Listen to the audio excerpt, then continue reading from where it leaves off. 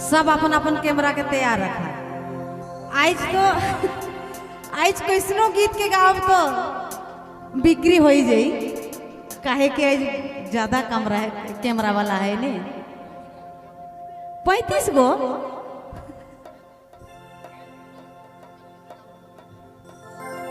काइल पूरा यूट्यूब में है गांव कर एकदम, लेकिन सब अपने अपने तुरंत तुरंत डाल भाई जान ले।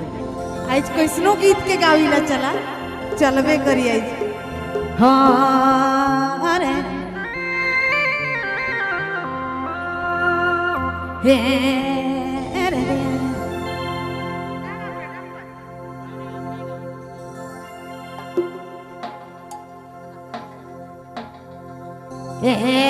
हर हरे